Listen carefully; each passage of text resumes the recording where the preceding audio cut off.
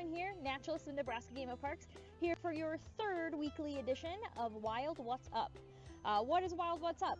It is an email address where you can email a nature expert, such as myself, any nature-related questions you have. The email is ngpc.wildwhatsup@nebraska.gov. Make sure you send me any questions you have and you could be featured on my video. Okay, so for this week, I'm starting with a question from Emma. She is 6 years old and she is from Kearney, Nebraska. And her question is, can groundhogs really tell the weather? And do we have groundhogs in Nebraska? Can groundhogs predict the weather? I guess it depends on who you ask. So having mammals predict whether spring is coming or not is an ancient religious tradition that started in Europe hundreds of years ago.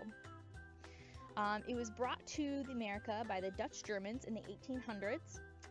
Groundhogs are a hibernating species going into a torpor-like sleep every winter due to food availability. So if a groundhog comes out of his burrow and says, too cold, no food, he will probably go back into his burrow. If he comes up and sees lots of woody plants for him to munch on, awesome, sounds like the start of spring. I think groundhogs, which are also called woodchucks or whistle pigs, have a lot of interesting talents, but advanced meteorology probably is one of them. Groundhogs are in Nebraska.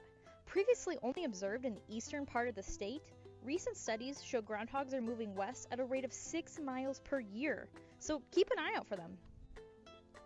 Okay, so our next two questions actually, come from Elena. She is 4 years old and she's from Minnesota. And her first question is, if a deer is attacked by a coyote or a wolf, what will it do, right? Okay, so we've talked about predator defenses in the past, and the biggest predator defense for a deer is they run. Deer can run swiftly and with agility up to 30 miles per hour, bounding over rocks and tough terrain, and they can even swim. Have you noticed how large deer's ears are? This also helps them hear predators before the predators close in, like a rabbit's large radar-like ears. When necessary, deer will kick or flail their hooves and can deliver a powerful punch, but they will avoid this if possible by staying alert and running away. Okay, so Elena's second question then is another really good one, and her question is, do mountain lions hibernate? Right, lots of other mammals hibernate. What about mountain lions? So, mountain lions do not hibernate and are actually very active in the winter because they have advantage over their prey. Think about their large paws, helping them move over snow more efficiently than a deer, and hibernating small mammals such as skunks. Also, animal tracks left in the snow are very easy for tracking down their prey.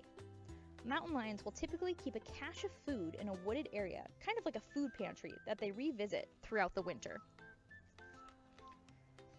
Okay, so our last question comes from Rowan, who is also from Minnesota, and he is 2 years old, and he wants to know, what do skunks do when they're in danger? Awesome, another great predator defense question. Skunks have a lot of anti-predator defenses.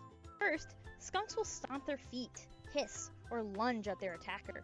But if that doesn't work, skunks use special glands near their tails to emit a strong, powerful liquid. Strong smell that can be sprayed up to 10 feet. This chemical not only smells, but can temporarily blind a predator. But they are reluctant to spray. Skunks only have about 2 ounces of this concentrated liquid before it is gone, and it takes time to rebuild up their supply. Okay guys, those were awesome questions this week, and I'm looking forward to see what your questions are next week. Remember, you can email me anytime at ngpc.wildwhatsup@nebraska.gov with any outside questions you have. In the meantime, make sure you're getting outside, you're looking at the grass and the flowers that are blooming all around you, the birds that are singing, and enjoying the starts of spring. Have a great week.